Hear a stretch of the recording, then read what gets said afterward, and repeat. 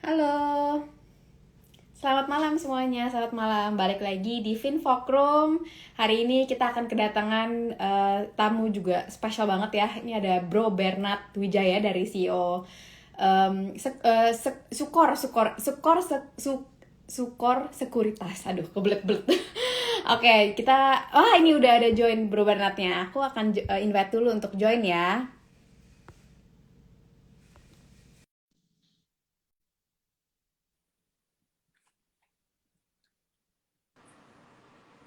Halo, Ya, halo, halo Bro selamat Bernard. malam teman-teman Malam-malam. Finpok. Apa kabar? Halo, apa kabar? Baik-baik, aku baik. Gimana Bro Bernard sendiri? Luar biasa, yang penting tetap stay safe, stay healthy. Omicron udah tembus 7.000 nih per kemarin. Oh iya nih ya, harus tetap jaga kesehatan ya semuanya. Kita tetap mau Yes. aman-aman aja nih. Gimana apa kabar? Udah hari ini sibuk kah? Thank you banget udah iniin waktunya ya untuk ngobrol sama kita di Finfok Room. Ya, sama-sama dan aku happy banget untuk ada di room ini karena aku udah banyak tahu lah soal Finpok Money sebelumnya, edukasi-edukasi yang luar biasa dan mudah-mudahan teman-teman di Finpok Money juga terus teredukasi. Apalagi sekarang IHSG lagi terkoreksi banget nih. Mungkin ini menjadi opportunity baik buat teman-teman yang belum masuk di pasar saham. Nah, oke, nanti kita akan korek-korek lebih dalam lagi soal itu ya. Nah, jadi untuk teman-teman di sini yang mungkin teman Fox yang belum tahu, belum kenal siapa Bro Bernard ini. Bro Bernard ini tuh adalah seorang anak muda yang luar biasa banget ya. Jadi tuh di umur yang sangat muda ini, Bro Bernard ini udah menjabat sebagai CEO ya dari Sukor Sekuritas ya, dan juga sudah dinobatkan sebagai salah satu 30 under 30 Forbes ya Indonesia ya. Ya, Wah, ini luar biasa banget, suatu achievement yang luar biasa banget di usia yang masih sangat muda ya. Jadi kita hari ini akan lebih banyak ngobrol-ngobrol lagi sama Bro Bernard juga ya. Nah, ya, um, jadi gini, oke. Nah, kita kita langsung masuk aja kali ya biar pada nggak sabar nih pasti yang lain boleh juga nih. banget. Nah, jadi boleh dong ceritain perjalanan karirnya Bro Bernard nih, gimana bisa jadi CEO gitu kan ya di waktunya apa di usia yang masih muda banget. Oke, jadi mungkin aku mirip-mirip ya sama sebagian besar teman-teman di sini. Kita sekolah di dalam negeri dan saya sendiri bersekolah waktu itu di Institut Teknologi Bandung 4 tahun dari tahun 2009 sampai 2013 masuk jurusan Teknik Kimia. Tetapi sayangnya di tahun 2013 itu oil price lagi puncak-puncaknya dan akhirnya mengalami declining atau penurunan. Sehingga akibatnya apa? Lapangan pekerjaan di sektor oil and gas menipis dan saya diharuskan untuk mencari lapangan pekerjaan di bidang yang lain. Waktu itu ada beberapa pilihan yang saya sempat incar, yaitu di consulting group, yang kedua di consumer goods, atau yang ketiga di banking, dan puji Tuhan aku diterimanya waktu itu di salah satu bank internasional lah, waktu itu Citibank Indonesia sebagai manajemen associate. Dan sama seperti majority teman-teman di sini, aku tuh juga rantau. Waktu itu aku dari Bandung ke Jakarta, aku ngalamin sama namanya ngekos. Kos pertama aku tuh di Patal Senayan, di Belakang Mulia. Terus aku pernah kos di Bendungan Hilir, di Senopati. Jadi aku bisa relate lah sama kehidupan teman-teman yang juga rantau, juga ngekos di Jakarta. Nah, habis itu di Citibank aku belajar banyak mengenai sektor keuangan karena sebelumnya aku nggak pernah punya basic sektor keuangan. Aku belajar mengenai custodian bank, kemudian belajar mengenai IT, operation perbankan, dan yang paling penting di tahun pertama aku bekerja, aku belajar mengenai namanya produk reksadana.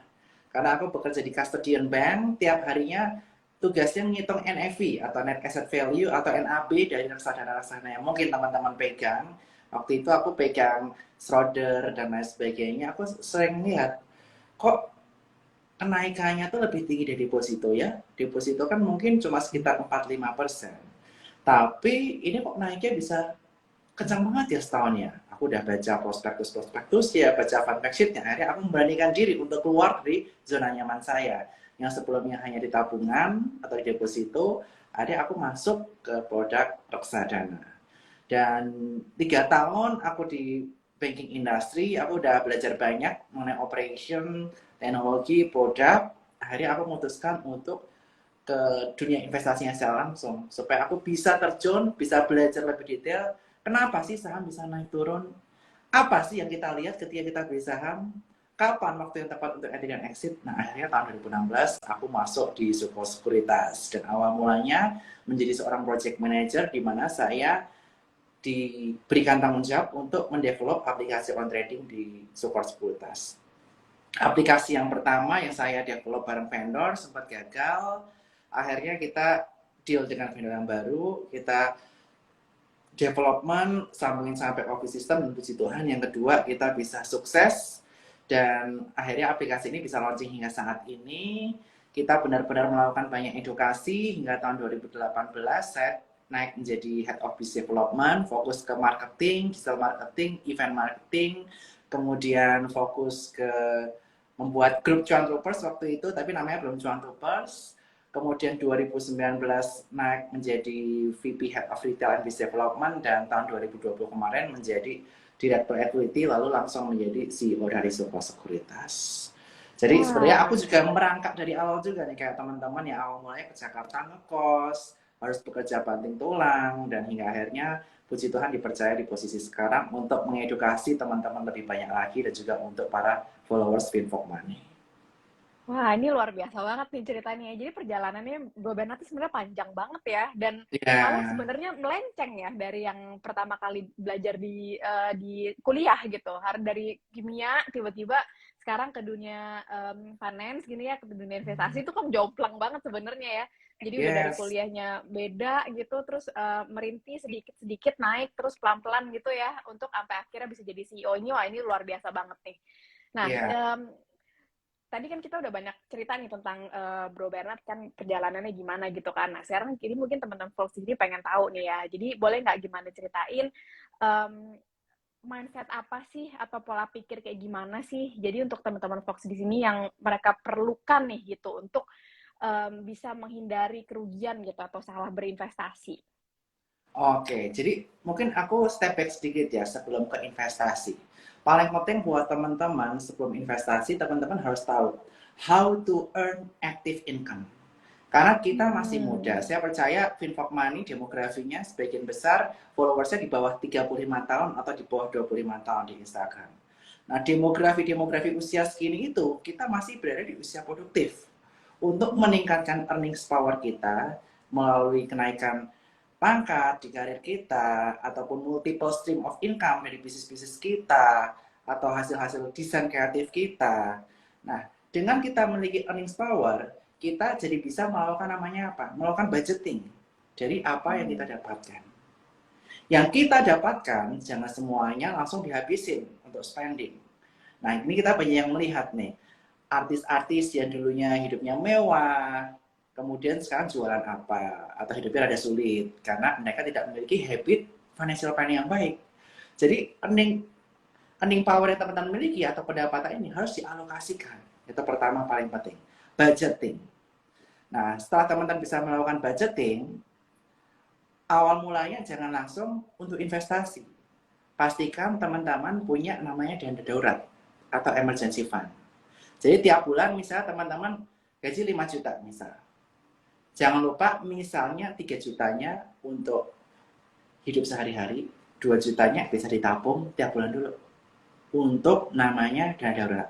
Dana darurat bagusnya gimana? Bagusnya kurang lebih 3-6 kali dari biaya hidup teman-teman masing-masing yang masih single. Jadi kalau misalnya 3 juta, berarti kalau dikali 6 kurang lebih 18 juta. Jadi nabung dulu kurang lebih 9 bulan untuk masukin ke namanya instrumen reksadana pasar uang. Atau masukin ke deposito on call yang bisa ditarik kapan aja. Itu paling penting. Salah satunya produknya adalah Sukor Invest Money Market Fund yang cukup populer. Teman-teman bisa temui di berbagai aplikasi, salah satunya aplikasi Saya Kaya. Nah, teman-teman bisa atur keuangannya di situ. Nah, Jadi setelah justru mulai teman-teman dari low risk dulu nih ya. low risk dulu, karena kalau enggak, teman-teman misalnya nih amit-amit COVID-19, banyak di PHK karyawan-karyawan. Banyak toko-toko restoran tutup, nggak punya pendapatan, nggak punya dana darurat, kita ngutang kanan kiri depan belakang. Ujung-ujungnya Betul. kita boncos, kita stres kita nggak bisa memaksimalkan talenta kita untuk mendapatkan earning power kita. Nah, oleh karena itu jangan lupa kita harus namanya melakukan alokasi dana terlebih dahulu untuk dana darurat. In case kita kenapa-napa, sakit, nggak bisa kerja, kita nggak bisa namanya uh, berbisnis karena COVID, atau kita amit-amit perusahaan tempat kita kerja kenapa-kenapa, kita masih ada dana cadangan sampai 3-6 bulan ke depan. Nah, setelah itu baru kita sisihkan uang dingin kita untuk namanya berinvestasi. Dan menurut saya investasi itu merupakan suatu proses perjalanan panjang. Jadi mungkin awal mula teman-teman masih sangat defensif. Mencoba untuk mengenal instrumen investasi, misal di saham, dengan masuk ke saham-saham blue chips yang earnings growth-nya tiap tahun terus bertumbuh. Misalnya di sektor perbankan ada BCA atau BRI. Tapi lama-lama nanti teman-teman akan menyesuaikan dengan risk profile teman-teman. Jika teman-teman semakin agresif, saham blue chips-nya porsinya bisa dikurangin dan bisa masuk banyak untuk saham-saham yang untuk swing trading atau alpha stock-nya yang lebih sifatnya siklikal. Misalnya kemarin musimnya saham teknologi, ikut saham teknologi. Musimnya saham komoditas, ikut saham komoditas. Tiba-tiba saham-saham perkapalan mulai naik, masuk ke saham perkapalan. Nah ini lama-lama teman-teman akan dapat sense-nya di market seperti apa. Nah tetapi sekali lagi, start small dan start untuk investasi di perusahaan yang teman-teman ketahui terlebih dahulu.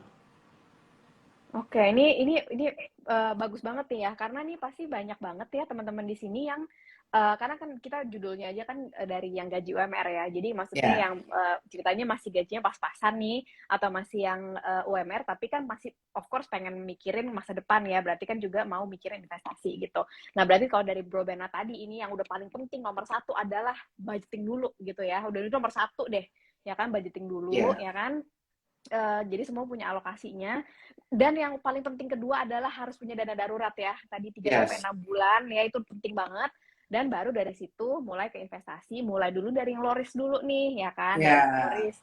Nanti baru pelan-pelan seiring mungkin ini ya, seiring punya jam terbang ya kan semakin ya, mendalami gitu ya, baru lebih agresif lagi. Jadi nggak boleh kebalik ya, karena nih banyak teman-teman di sini di masyarakat Indonesia malah kebalik ya bro ya, yang benar. justru malah lo apa maunya cepet cuan gitu, gimana cepet kaya gitu kan, sedangkan yang bener ini justru malah kebalikannya gitu bro ya. Benar banget. Apalagi kalau teman-teman belum tahu. Tapi kalau teman-teman udah tahu nih, udah tahu gimana caranya pasar modal itu bekerja, gimana kita mendapatkan profit, kapan kita loss, kita bisa membatasi risiko, kita bisa lebih agresif karena kita usianya masih muda. Selama kita masih muda, misalnya di bawah 25 atau di bawah 35, kita belum memiliki istri, belum memiliki anak, kita masih hidup untuk menghidupi diri kita sendiri. Apa dampaknya? Kita bisa berani lebih agresif untuk memultiplikasi aset kita. Tetapi ketika teman-teman udah beristri, punya anak, kurangin aset yang berisiko. Masuk ke instrumen-instrumen lain yang lebih mendapatkan namanya pendapatan tetap atau fixed income. Itu teman-teman Hmm. bisa masuk melalui obligasi negara, ORI, atau obligasi korporasi yang teman-teman percaya.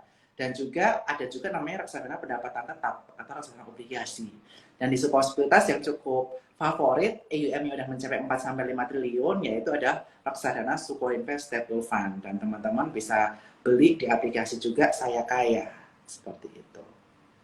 Oh iya, ini menarik banget ya. Jadi emang emang aplikasinya itu tuh emang untuk memudahkan para terutama gen milenial dan Gen Z ya untuk bisa berinvestasi gitu ya, Bro Betul. Bernard ya. Jadi ada aplikasi untuk reksadana dan aplikasi untuk saham. Kalau yang reksadana, teman-teman, tadi saya ada rekomend Saya Kaya. Kalau yang di saham, teman-teman bisa pakai aplikasi Spot New Generation by Sopo Sekuritas. Kita ada komunitasnya untuk saling belajar. Di sini ada Kang Desi nih, kepala komunitas dari Cuan Troopers, para pejuang cuan Wah. atau pencari cuan. Iya, oke. Nah, tapi kita ini dulu ya, kita iklan dulu nih sedikit nih. Kan kita coba balik ngomong tentang Bro Bernard dulu nih ya. Kan kita mau korek-korek juga sedikit kan tentang kehidupannya Bro Bernard nih gitu. Tadi kita udah ngomongin soal investasi ini gitu ya, dan prosesnya gimana dari Bro Bernard dari yang sebelumnya masih kuliah, yang akhirnya ada perjalanannya sampai jadi CEO gitu kan ya. Nah, yang aku pengen tahu nih Bro Bernard ini gimana sih setelah dinobatkan menjadi Forbes 30 Under 30 nih gitu. Itu apa ada yang berbeda? Oke, ketika menjadi Forbes 30 Under 30, tentu saja saya merasa bersyukur ya buat apresiasi dari majalah Forbes dan juga support dari teman-teman media dan para pelaku pasar modal, sehingga saya bisa dinobatkan menjadi salah satu anak muda yang berprestasi di Asia dan juga Indonesia, kaitannya di bidang finansial. Dan itu malah menjadi cambuk buat saya untuk lebih semangat lagi untuk mengedukasi, tiada henti. Karena saya percaya kunci sukses kita anak-anak muda paling penting adalah kita nambah dulu knowledge dari leher ke atas. Kita coba eksperimen, tapi eksperimen yang udah namanya kita manage risikonya, yang udah kita quantify risikonya. Jadi kita punya pengalaman, punya jam terbang, punya knowledge, punya skill, logika berpikir kita berjalan. Nah, ketika kita udah mengasah dari leher ke atas, tentunya kita akan lebih cerdik dalam kita mengejar earnings power kita atau mendapatkan pendapatan, kemudian untuk dana darurat dan budgeting plus untuk investasi. Jadi that's why saya bukan malah berhenti, tapi saya malah makin semangat untuk memberikan edukasi buat teman-teman, salah satunya di Finfok Money ini. Dan mudah-mudahan masyarakat Indonesia bisa semakin banyak yang teredukasi. Karena sekarang sebagai data ya, yang invest di pasar saham itu, yang langsung ke pasar saham itu masih 1%. Padahal kita bandingkan dengan Korea. Korean dramanya, contohnya startup, ada yang main saham. Kaya karena main saham atau invest di saham. Benar. Terus di film-film lain juga banyak yang soal saham. Betul nggak? Indonesia itu masih kurang. Korea itu udah 10% penetrasinya sampai 15%. Di Indonesia masih 1%. Upside-nya masih banyak sekali. Buat kita bisa berinvestasi pasar saham, mendapatkan keuntungan baik dari dividen maupun dari capital gain. Asalkan punya 3M+1D, yaitu mindset, pengetahuan, punya metode fundamental dan teknik analisis makroekonomi, kemudian punya money management yang baik, plus kedisiplinan dalam mengatur trading plan teman-teman sekalian. Wah, ini menarik ya, karena tuh yang aku dapat dari Bro Bennett ini sebenarnya tidak ada kekayaan yang instan ya, atau sukses Betul, yang instan ya, karena ini tuh sebenarnya banyak prosesnya loh ya, kayak maksudnya betul, Bro Bennett sendiri biarpun usianya masih muda begini nih ya, tapi maksudnya tuh belajarnya tuh banyak gitu, untuk bisa sampai ke CEO ini tuh bukan bukan one hit wonder istilahnya gitu ya, jadi kan benar memang ada banget. prosesnya. Saya pernah gagal membangun aplikasi spot generation yang generasi pertama. Itu saya. Dan contoh orang besar lainnya nih, Jack Ma. Jack Ma dulu awal mulanya guru. Dia berbisnis beberapa kali dikibulin, ditipu sama teman atau partner bisnisnya. Tapi kita lihat, sekarang dia menjadi salah satu orang terkaya di China, bahkan dunia, yang memiliki financial super apps yang luar biasa, and financial, dan punya Alibaba. Nah, ini yang bisa kita pelajari nih. Alibaba atau Jack Ma ini suksesnya juga bukan usia 30-40. Dia usia tua. Walaupun banyak yang sukses usia muda. Tapi kita percaya waktu itu di tangan Tuhan, asal kita belajar, perlengkapi diri kita. Ketika opportunity bergabung dengan preparation yang kita lakukan, itu pasti nanti akan menjadi sukses. Saya percaya sukses itu adalah kombinasi antara opportunity plus preparation yang kita miliki. Kalau kita nggak pernah prepare ourselves untuk mendapatkan, untuk menggarap opportunity tadi, kita nggak akan bisa sukses. Jadi tenang aja, sukses ada waktunya, yang penting teman-teman be prepare. Ketika opportunity itu datang, teman-teman bisa garap. Seperti itu. Wah, emas banget nih. Ini emas nih. Mudah-mudahan teman-teman di sini tuh semua nyatet ya ini apa yang Bro Bernard ngomong ini nih gitu. Ini karena ini emas banget, wagyu nih istilahnya nih. Daging banget. Eh, kayak aku juga kalau dengar-dengar ceritanya si Jack Ma itu tuh ya, maksudnya tuh Ya. aku juga lumayan ngefans sih sama dia sejujurnya gitu. Karena menurutku dia orang luar biasa yang dia juga banyak di underestimate orang ya dulu ya gitu ya. Tapi karena kegagalan itu justru jatuh bangunnya itu malah di mana bikin dia tuh bisa jadi one day jadi sukses gitu kan. Betul. Memang luar Makanya, biasa banget nih. mumpung masih muda, gagal nggak masalah. Kita bisa bangkit lagi. Kedepannya masih panjang.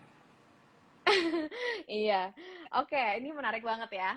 Oke nih, aku boleh nggak kepo sedikit nih ya? Ini kan ceritanya Bro Bernard ini kan Forbes 30 under 30 ya gitu. Emang Iya. sekarang tuh umurnya berapa sih Bro Bernard ini? Fox 30 Under 30 kan tahun lalu. Nah, Ah, tahun ini ah. aku udah usia 30, bulan Mei nanti 31. Seperti itu. Wah, oke. Tetap masih muda banget juga ya. Maksudnya udah jadi CEO gitu. Maksudnya di umur segini udah Terima jadi CEO. kasih. Dan bukan CEO sebagai title aja loh gitu kan. Sekarang banyak ya orang yang menyebut dirinya CEO gitu ya. Tapi ini apa menurutku Bro Bernard ini CEO yang bener-bener CEO gitu ya kan. Di perusahaan yang bener banget gitu. Wait, ada yang ngomong nih, mbaknya ngomong emas maksudnya antam antam ya iya dong. Udah beli belum antamnya? Oke, nah aku juga pengen tahu nih ya, sebenarnya tuh driving force-nya Bro Bernard tuh apa sih untuk bisa punya ambisi yang sebesar ini gitu? Yes. Awal mulanya pasti sebagai anak muda kita tuh pengen sukses untuk diri kita sendiri. Kita pengen punya barang A, pengen punya rumah umur sekian, punya kendaraan, dan lain sebagainya. Tetapi, jika semua yang kita miliki itu, yang kita impikan itu hanya untuk diri kita sendiri, kadang kita akan capek untuk istilahnya menggapainya, mengejarnya terus-menerus. Nah, that's why kalau saya pribadi, saya mimpi bukan hanya untuk diri saya sendiri. Saya pasti punya my personal goal di belakang saya. Tapi saya memiliki mimpi besar untuk orang-orang di sekitar saya yang mengakibatkan saya terus semangat ketika saya maju. Mimpi saya apa? Mimpi saya ketika tahun 2013 dulu, ketika saya ke Jakarta, anak-anak muda itu masih belum teredukasi sama namanya investasi. Tiap gajian tanggal 25, mereka langsung spending, makan enak di mall dan lain sebagainya. Self reward gak apa-apa, tapi jangan sampai kita terjebak ke dalam gaya hidup YOLO yang salah. You only live once, kita hidup sekarang senang-senang habisin gaji sekarang deh, tanpa perencanaan. Dan itu banyak anak-anak muda pada zaman itu yang terjebak kredit card, utang, dan lain sebagainya. Yang mana harusnya usia muda itu mereka tuh malah milih waktu untuk mengakumulasi aset mereka dan mengakumulasi knowledge mereka. Karena pengalaman itu bukan hanya didapatkan dengan spending money, tapi dengan kita bekerja dengan sepenuh hati, bekerja untuk society kita. Dan karena saya memiliki pengalaman di waktu itu seperti itu, di tahun 2018-2019, ketika kita mulai menggarap market retail yang sekuritas, visi misi yang saya canangkan adalah mengedukasi orang-orang terkait mengenai kesehatan keuangan dulu. Habit yang awal mulanya gajian langsung belanja, kita ubah habit habis kita dapat gaji, susun perencanaan keuangan, kita sisihkan untuk dana darurat, untuk investasi, untuk prepare masa depan kita. Dan banyak anak-anak muda sekarang yang jadi calon troopers ini saya happy banget. Mereka udah bisa membeli barang-barang yang mereka inginkan di usia dini, melalui investasi saham yang sukses, dari saham yang sukses, walaupun kita juga selalu mengatakan, trading investasi selalu ada risiko, pembatasan risiko itu penting. Jadi saya punya mimpi besar nih, untuk menjadikan 10 juta investor di Indonesia, dan juga ingin mereka itu sehat secara finansial, sehingga bisa merubah generasi selanjutnya. Itu mimpi saya. Wah, ini mimpinya luar apa mimpinya besar juga ya. Maksudnya tuh dan udah on the way juga nih ya, Bro ya. Maksudnya tuh bukan nggak jauh gitu. Bro Bernard ini tuh udah on the way ke sana banget gitu kan ya. Dan dengan Amin. adanya kebetulan aku juga tahu soal apa saya kaya ini kan, aku juga follow gitu kan. Jadi Uh, sama si Cijes gitu kan aku juga betul. ngefans. Jadi menurutku nih Bro Bernard ini tuh lagi bener-bener menjalankan dreamnya Bro Bernard banget ya gitu. Ya, Apa on the way banget deh ke goalnya gitu ya. Tapi ya berarti ini amin. juga suatu catatan untuk anak-anak muda, um, terutama yang generasi Gen Z ya gitu ya, yang masih baru lulus kuliah gitu kan, yang mungkin masih bingung mau meneruskan kehidupannya gimana gitu. Jadi tuh emang nomor satu emang juga harus punya goal ke dalam kehidupan dulu gitu ya, dan always back to Betul. basic ya. Jadi Betul. jangan ikut-ikutan doang aja gitu, yang semuanya apa gaya-gaya hidup gimana mau diikutin gitu kan. Terus kalau sekarang lagi ngetrennya apa diikutin gitu. Semua tetap harus back to basic ya. Jangan lupa Yes. kita juga tetap harus edukasi diri terus-terusan gitu kan, biarpun sekolahnya udah selesai gitu kan. Terus Betul. juga Iya kan, maksudnya jadi kita juga harus belajar terus, harus punya dream terus, harus punya Ya. goal terus gitu, baru akan lama-lama bisa jadi sukses Yes, gitu ya. dan mimpinya harus besar. Karena apa? Karena Tuh. mimpi itu gratis. Itu yang paling penting. Mimpi harus Ah, besar, mimpi itu gratis. Tapi mimpinya jangan egois. Karena kita manusia merupakan makhluk sosial, kita hidup di depan depan, kiri, kanan, belakang kita semua manusia, kita harus ada goal untuk orang lain juga. Kalau ujung-ujungnya goal untuk diri kita sendiri, lama-lama kita misalnya pengen punya barang A nih, udah kesampaian, ujung-ujungnya lama-lama bosan. Self fulfillingnya lebih besar kalau kita memberikan something to other people, tidak hanya ke diri kita sendiri. Seperti itu. ada purpose-nya ya, maksudnya gitu Ada gitu ya. purpose. Jadi Yes, true. nggak cuman hal-hal yang materialistik aja gitu, tapi kita juga Betul. hidup harus punya purpose gitu ya. Jadi kita larinya bisa maraton, bukan cuma lari sprint doang. Nanti ujung-ujungnya udah punya semuanya, bosan, buat apa lagi kalau kita nggak make impact to our society. Wah, ini maksudnya untuk apa? Ini generasi anak muda zaman sekarang yang Bro Bernard luar biasa banget. Aku makin ngefans. Nah, Makasih. oke, Bro Bernard. Jadi kita udah ngobrol-ngobrol soal yang kalau misalnya berinvestasi dengan gaji yang kurang lebih pas-pasan atau UMR gitu ya. Nah, kalau aku Ya, pengen tahu nih, kalau Bro Bernard sendiri tuh gimana investasinya? Lebih condong kemana nih kalau aku gaya-gaya pribadi investasinya? investasi, saya tentu saja tadi udah siapkan dana dulu pasti di deposit on call atau di reksadana pasar uang. Kalau untuk investasi aku bagi nih dua akun. Yang pertama akun untuk invest, yang kedua akun untuk swing trading. Nah, biasanya akun yang untuk invest ini saya pilih perusahaan-perusahaan yang saya tahu kedepannya akan terus bertumbuh dan saya beli tiap harganya murah. Murah tuh apa? Di bawah standar deviasi minus 1, minus 2 dari PI atau PBB-nya dari perusahaan tersebut. Nah, oleh karena itu, saya biasanya yang investasi ini perusahaannya sebagian besar yang terus-menerus growing itu bisa perbankan. Saya ada BCA, BRI. Kalau sekarang saya lagi suka Astra juga, karena dia earningsnya udah balik, tapi harganya belum balik. Sekali lagi ini bukan rekomendasi ya, ini merupakan istilahnya pengalaman aja. Ya. Kemudian saham-saham kaitannya mengenai CPO, aku juga udah collect, ini belum take profit. Kalau udah mulai take profit, itu aku masukin di account yang untuk semi invest atau invest tadi. Nah, yang untuk swing trading, biasanya aku pilih saham-saham yang lagi hype. Sebelumnya saham teknologi, lagi hype. Sekarang juga masih pegang beberapa untuk trading. Kemudian saham-saham kaitannya mengenai komoditas, tadi masuk perkapalan juga sedikit. Untuk find the hype juga, dan juga tentu saja untuk mengasah kemampuan trading saya juga lah. Karena saya sebagai edukator, saya juga harus trading langsung juga supaya dapat sense-nya. Kira-kira market lagi arah mana? Ya.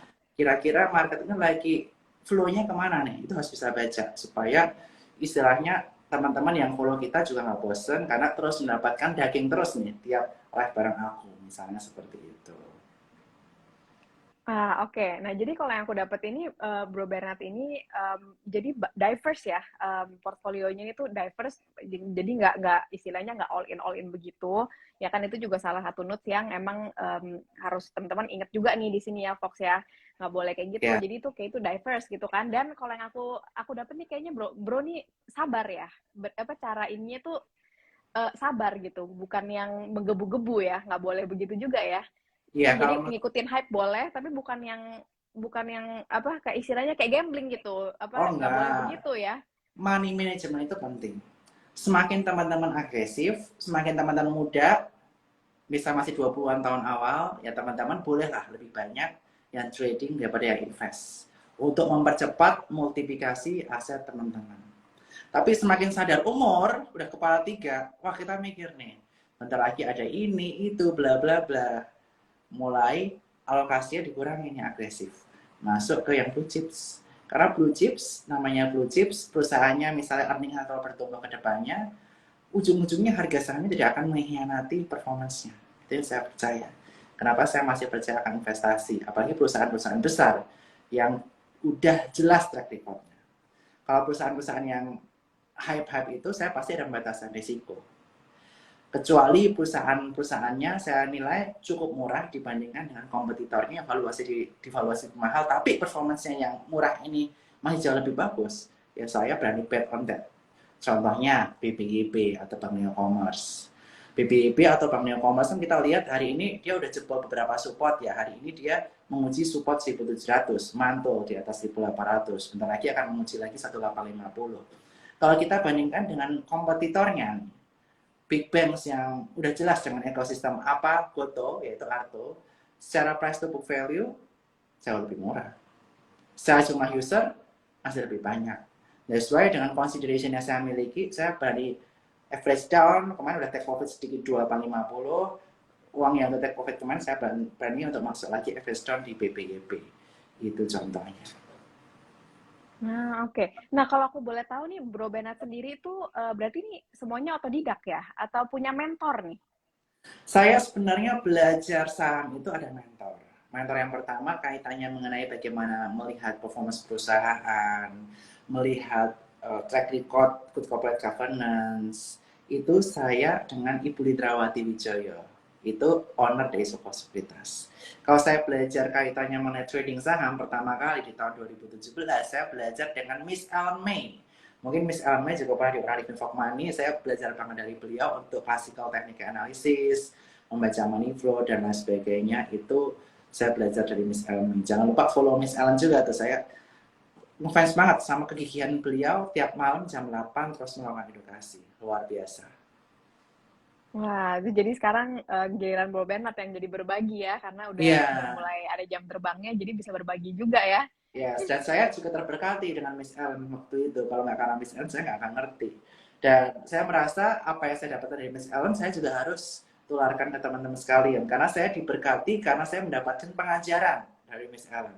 Dan saya juga berharap mudah-mudahan banyak yang ngerti soal saham, ngerti fundamental milih saham, ngerti technical, nanti atur trading plan masing-masing. Dan bisa menjadi investor sukses, trader sukses, itu impian saya. Dan saya akan lebih more than happy lah. Apalagi melihat teman-teman saya, grup trading saya yang mereka udah sukses gila-gilaan, saya juga seneng banget. I'm happy to be part of their life, to be part of their journey. Seperti itu. Wow. Nah, kalau menurut Bro Bernard, tapi jadi penting banget nggak nih untuk punya mentor nih, kalau untuk mau berinvestasi begini? Kalau mau saya memiliki mentor perlu dan juga sparring partner. Saya Ah, sparring partner. sering Kenapa itu? saya sering nongkrong di kafe rahasia saham di Sunter Altira. Ya seminggu sekali atau 2 minggu saya ke sana ya ketemu teman sambil ngobrolin update-update market. Karena dengan adanya sparring partner kita tahu, oh saham yang lagi hype ini loh, yang lagi mereka pegang ini, mereka pegang karena A, B, C, D, E. Kita jadi tahu, oh dia pegang ini karena A, B, C, D, E. Jadi kita tahu cara berpikir mereka dan kita cocokkan dengan logika kita. Apakah masuk atau enggak? Logikanya make sense enggak? Kemahalan atau enggak? Areanya masuk berapa? Kalau misalnya udah lari terlalu jauh, ya udah cari yang lain. Jadi dengan ada sparring partner itu, kita pertama, kita bisa dapat stok ide baru. Kedua, kita bisa menajamkan stok ide kita. Dan ketiga, kita bisa tahu, oh apa yang lagi hype di komunitas trading ini, di komunitas trading itu. Jadi itu penting banget. Dan buat teman-teman sekalian yang pengen punya komunitas trading yang besar juga, kita ada di Cuan Troopers dari sebuah sekuritas. Teman-teman bisa buka rekening support di link bio saya atau link sebuah sekuritas. Dan di situ ada grup besar, ada namanya Fang Desi, kepala komunitas, dan Wilson sebagai teknik analisis. Tapi saya juga tahu bahwa di grup besar tersebut pasti ada yang saling dekat satu sama lain. Mereka bikin grup-grup kecil, bikin grup mentoring, yang mereka jadi partner income untuk trading atau investasi seperti itu. Iya, jadi ternyata penting juga ya untuk berada di suatu komunitas gitu ya, Ya, karena jadi kalau kita juga teman-teman bisa saling sharing ya. benar, kalau teman-teman nggak bisa offline, nggak bisa ketemu karena kesibukan, komunitas online aja. Kita ada Cuan Troopers, itu rame banget dan saling share insight terbaru lah soal saham begitu. Ah, oke. Nah, ini nggak berasa ternyata kita di sini udah setengah jam lebih nih ya, Bro Bernard, kita ngobrol. Ternyata pas teman-teman Wah, di sini juga nggak berasa ya, karena seru banget nih ngobrol sama Bro Bernard, ya kan? Nah, aku nanti akan bacain beberapa pertanyaan untuk Bro Bernard dari boleh. Fox di sini ya. Oke, aku bacain dulu. Ini ada yang nanya nih, Kak, kalau gaji masih 2 juta, cara investasinya gimana ya? Tadi sebenarnya udah terjawab ya, atau tapi Bro Bernard boleh tadi mungkin disamperin lagi kali tadi. Oke. Kalau gaji masih 2 juta, yang pertama tentu saja teman-teman kan ingin menaikkan earning power. Jangan lupa teman-teman cari ide nih. kira-kira aku bisa ngerjain apa lagi sih selain 2 juta ini supaya pendapatan aku bulanan naik.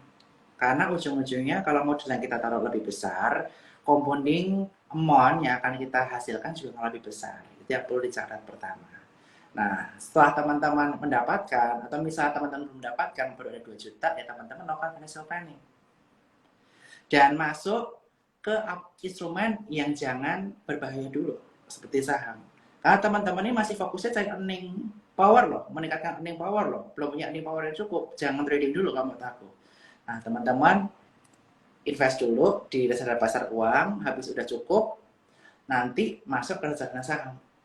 Nah, itu seperti saya bilang tadi, ada aplikasi partnernya Sukor, sister company kita, itu Saya Kaya, baru launching hari ini, teman-teman bisa download, masuk ke Sukor Invest Money Market Fund, itu yang pertama, untuk dana darurat. Misalnya biaya hidup teman-teman 1,5 juta, berarti kaliin 3 dulu, kita minimal dulu deh sampai naikin earning power 4,5 juta. Nah, nanti misalnya selebihnya bisa masukin di Sukor Invest Equity Fund. Nah, tetapi saran saya ketika masuk ke Sukor Invest Equity Fund, teman-teman harus belajar dulu sedikit tentang technical analysis dari IHSG.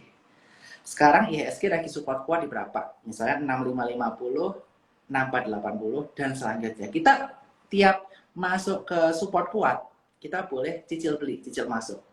Switching dari Sukor Invest Money Market Fund ke Sukor Invest Equity Fund. Itu strateginya. Kalau misalnya lagi di pucuk 6750, jangan ke equity fund dulu. Mending masukin money market fund, kalau udah koreksi-koreksi kita switching. Yang tadinya jatahnya untuk investasi. Jadi kita pakai teknik analisis IHSG dan membaca makroekonomi. Itu lebih simpel. Kalau teman-teman masih fokus naikin earning power. Kalau teman-teman earning powernya udah cukup, udah stable kerjaannya, ya bisa masuk ke saham dan bergabung dengan Cuan Troopers dari Sukor Sekuritas. Begitu. Nah kan kalau Bro Bernard nih udah hidupnya kan udah di dunia financial dan investasi banget nih sekarang ya. Iya, Ada kepikiran nggak pengen punya bisnis lain kayak atau gimana gitu? Ada nggak tuh? tentu ada, cuma nanti tunggu tanggal mainnya saja. Sebenarnya Oh sekarang gitu. saya sama family juga udah ada beberapa sih, cuma itu kan bukan saya yang ngurus. Kalau saya, passion saya saat ini masih untuk membesarkan Sukor Sekuritas, membesarkan komunitas investasi di Indonesia, dan mudah-mudahan Indonesia akan kayak Korea. Ntar film-film isinya orang-orang investasi saham, cuman di saham atau kalah di saham, udah ada istilah cuplikan-cuplikan gitu, 10% masyarakat Indonesia udah investasi saham, itu pasti lebih seru. Obrolan di kafe, di tempat makan jadi lebih bobot. Nggak ngomongin soal cinta doang, soal personal life, tapi juga ada ngomongin invest apa nih, trading apa nih, begitu. Wah, luar biasa ya. Kita aminkan ya. Ayo Amin. Fox, ini kita aminin semua ya untuk Indonesia lebih maju ya. Nah, Ya. oke. Nah, kita boleh move on ke pertanyaan kedua kali ini ya. Nah, ini Mhm. ada pertanyaan nih. Market Outlook Q1 2022. Gimana tuh menurut Bro Oke, Bernard? Q1 2022 memang cukup tough. Karena kita Hmm. ada beberapa uncertainty yang perlu kita perhatikan yang mempengaruhi keputusan investor. Jadi buat teman-teman yang tahu, market itu kan bergeraklah supply and demand. Semakin banyak orang yang mau beli, harga naik. Semakin banyak orang takut, mereka jual, harga turun. Itu basic awalnya dulu. Nah, ada berbagai gonjang-ganjing. Apa aja gonjang-ganjingnya? Yang pertama, kaitannya mengenai keputusan The Fed. Yang malam ini nanti ada FOMC meeting. Di mana keputusannya kita udah tahu dari bulan November lalu, udah dilakukan tapering, pengurangan pembelian obligasi. Tetapi yang menjadi pertanyaan bukan pengurangan pembelian obligasinya, tapi kenaikan suku bunganya akan seberapa besar di tahun 2022 ini dan berapa kali. Kalau kenaikannya jumlahnya lebih banyak dari konsensus 3 kali, misalnya dia naik 4-5 kali di atas 1%, ini akan mengakibatkan market panik, ada aktivitas sell off dari para investor untuk memindahkan atau take profit dulu dari saham, pindah ke instrumen lebih aman. Apalagi sekarang yield bond udah di kisaran area 1,8%, tertinggi dalam 2 tahun terakhir. Itu yang perlu diperhatikan. Kemudian yang kedua, sentimen kaitannya mengenai Omicron yang merajalela di seluruh bagian belahan dunia. Di mana per kemarin Omicron di Indonesia udah mencapai 7.000 new cases, dan selain itu di belahan dunia lainnya Tokyo all time high 60.000 new cases. Australia yang dulu Delta aman-aman aja, ini Omicron heboh dan lain sebagainya, mengakibatkan orang-orang takut nih, jangan-jangan Omicron ini bikin ekonomi tersendat lagi. Ada PSBB, PPKM, pembatasan pergerakan dunia yang bikin ekonomi terhambat. Nah, tetapi banyak analis yang cukup percaya bahwa Omicron ini menjadi akhir dari pandemi ke endemi. Nah, ini masih hipotesis. Tapi kalau Omicron ini nyata-nyata bisa membuat konstelasi dunia, konstelasi Indonesia berubah, ini bisa menjadi faktor yang boleh diperhatikan. Nah, untuk sekarang, better kita invest lebih banyak di saham-saham blue chip terlebih dahulu. Karena saham teknologi kita lihat di Nasdaq 3 hari beruntun turun dalam, dan saham teknologi Indonesia juga terkoreksi cukup dalam. Kalau teman-teman mau play defensif, teman-teman bisa perhatikan saham-saham yang valuasi murah, yang mirroring sama indeks. Beli di tiap area support. Ada support di area 6550, 6480 ini jangan jebol. Kalau 6480 jebol bisa ke 62. Nah, di dua support ini kita bisa beli cicil saham-saham kaitannya mengenai proxy untuk pemulihan ekonomi dan kaitannya mengenai weighting index seperti saham-saham perbankan. Bisa perhatikan BRI, BCA, BNI. Kemudian kaitannya mengenai sektor otomotif, bisa perhatikan Astra International. Kemudian bisa perhatikan retail, ya nanti ketika misalnya Omicron udah beres, udah bisa belanja, bisa perhatikan MAPI dan lain sebagainya. Dan untuk sektor-sektor teknologi kita tetap boleh masuk, tapi kita pilih yang secara fundamental udah cukup solid. Contohnya PPIP jumlah usernya ada 12-13 juta. Udah rejection dari support 1700. Lagi nguji lagi 1850. Nah, kita atur masuknya bertahap di tiap-tiap support. Dan kita jangan banyak spekulasi di tahun 2022 di Q1 ini. Kita better masuk saham yang ada story-nya, ada fundamentalnya, dan ditopang oleh performance yang solid. Ini yang seperti itu. Jadi agak play safe dulu juga ya. Play Berarti ya. safe. Boleh ada saham alfanya, saham teknologi, saham komunitas boleh. Tapi yakinkan kalau performance perusahaan tersebut bagus, sentimennya bagus. Kalau perusahaan yang nggak ada story, yang tiba-tiba naik, tiba-tiba turun, itu lagi rawan sekarang. Banyak itu saham-saham seperti itu, nggak ada story, nggak ada apa, tiba-tiba naik, tiba-tiba turun, banyak. Tapi untuk sekarang mungkin kalau teman-teman yang ngamatin market banget susah. Wah, ini sayang banget nih kalau ini yang anak-anak Fox lain nih yang lagi nggak dengerin live-nya hari ini nih. Wah, ini kita dapat banyak daging banget ini dari Bro Bernard. Waduh. Oke, thank you Bro Bernard. Mudah-mudahan tadi terjawab ya. Oh ini tadi, ini yang nanya nih tadi, kata aku investor di Sukor Stable Fund loh. Thank you jawabannya tuh. Wah, terima Udah kasih. berarti terjawab ya. Oke, ini aku terakhir ya, ini pertanyaan terakhir ya. Apakah kita bisa swing trading di emiten-emiten blue chip untuk meningkatkan modal? Oke, swing trading bisa nggak untuk blue chips? Bisa, jawabannya. Tapi swingnya nggak lebar-lebar, pendek-pendek. Seperti itu. Dan untuk emiten blue chip, bagusnya bukan buy on breakout. Tapi kita buy on weakness. Kita cek support-support kuatnya mana, ada pantulan, kita bisa masuk. Tetapi perhatikan lagi, jarak ke resisten dengan support selanjutnya jauh kemana. Kalau jauh, kalau reward to risk ratio lebih banyak resisten, boleh kita ambil. Kalau masih jauh ke support, jangan kita ambil dulu. Nah, kalau reward to risk ratio-nya rada-rada mepet, kurangin porsi. Itu tips and triknya. Dan jangan lupa perhatikan fundamental perusahaannya juga, valuasinya. Karena biasanya perusahaan-perusahaan blue chips ini bergeraknya benar-benar sesuai dengan valuasi. Biasanya dia di perdagangan di PI berapa, PI berapa, teman-teman harus tahu. Dan teman-teman nanti bisa baca report juga dari Sukor Sekuritas, hanya dengan buka rekening di Sukor, di link bio saya. Begitu. Nah, jangan lupa ya, langsung buruan ya, langsung cek gitu di linknya.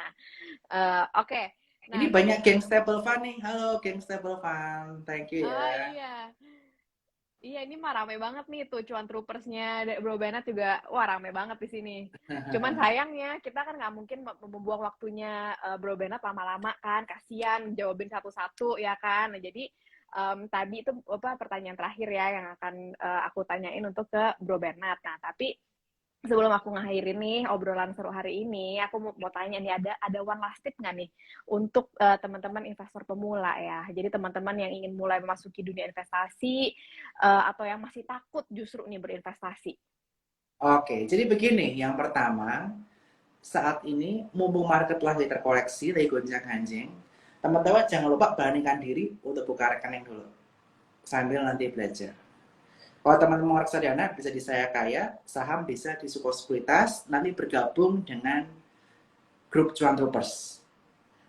Buka dua-duanya juga boleh. Intinya harus punya keberanian dan kemauan dulu. Dengan teman-teman udah buka rekening, intinya apa? Teman-teman udah berkomitmen untuk belajar. Jadi di situ teman-teman udah punya rekening, jangan lupa diisi sebelum 3 bulan, nanti dormant, teman-teman bisa belajar dulu. Nah, ketika misalnya teman-teman lihat, wah ISG ini udah dekat-dekat support kuat, 6550, 6480. Coba beranikan untuk masuk ke misalnya Sekolah Invest Equity Fund atau ke saham-saham blue chips. Seperti contohnya BNI, Astra, atau teman-teman kalau mau lebih agresif, bisa Sektor Pertambangan. It's okay. Semua tergantung dengan profil teman-teman. Yang penting sekali lagi, teman-teman punya 3M+1D, yaitu mindset, fokus investasi itu bukan jangka pendek, tapi jangka panjang. Kemudian mindset kita mau belajar dan berjuang. Yang kedua, kita paling penting adalah punya metode fundamental analysis dan technical analysis, tahu kenapa beli perusahaan tersebut, dan tahu kapan entry dan exit-nya. Bikin trading plan sendiri itu penting. Dan ketiga, money management. Jangan all in di satu saham, seyakin-yakinnya. Karena tiap saham pasti ada risikonya. Saya pernah dulu mengalami all in dan boncos. Jangan diulangin. Kita harus Wah, luar diverse diversifikasi ya. diversifikasi ke sektor yang berbeda-beda. Misalnya ada sektor finance, banking pokok 4, sektor otomotif, lalu sektor komoditas, sektor teknologi, terus sektor misalnya retail. Udah 5 itu. 20%, 20%, 20%, 20%, 20%. Misalnya teknologi dibagi lagi supaya exposure-nya kan teknologi yang volatilnya cukup tinggi, dibagi 2, misalnya 10%, 10%. Itu juga bisa. Diatur sesuai dengan risk profile teman-teman. Semakin agresif, komoditas teknologi bisa makin banyak, semakin defensif, banyakin yang passive. Seperti itu. Iya, ini ya itu penting tuh ya. Risk profile kita harus tahu ya risk profile kita sendiri Benar. tuh gimana ya biar nggak deg-degan gitu istilahnya kan. Betul. Gimana pun juga kan ini dana yang kita investasikan ini kan adalah dari keringat kita sendiri juga gitu kan ya. Betul. Oke, wah ini seru banget sih sebenarnya. Aku sebenarnya nggak pengen memudahi ini live kita hari ini, tapi ternyata tuh udah hampir 50 menit gitu kan. Nah, jadi nanti mungkin ini aku akan akhiri. Jadi mudah-mudahan dengan adanya sedikit gantung begini, jadi mungkin minggu depan atau bukan minggu depan, masa kapan-kapan lagi nanti kita bisa ngobrol lagi ya, Bro ya. Boleh banget, seru Belum banget sama Info Money nih, happy. mengedukasi teman-teman Finvok di sini ya. Pasti banyak banget yang masih pengen belajar dari Bro Bernard ini karena Bro Bernard ini adalah anak muda luar biasa banget ya yang benar-benar merintis karirnya itu benar-benar dari nol. Ini tuh suatu apresiasi yang luar biasa banget. Nah, oke, kalau begitu aku udahi dulu Finfokrum untuk malam ini. Mau terima kasih banyak sebanyak-banyaknya sama Bro Bernard udah nyeluangin waktunya, berbagi ilmunya karena ini tuh pasti teman-teman di sini banyak banget belajar hari ini. Dan mudah-mudahan next time mau kembali lagi ke sini ya. Oke, thank you banget Info Money dan teman-teman semua ya. Bye-bye. Oke, thank you Thank you. teman-teman. Selamat together. Oke, bye.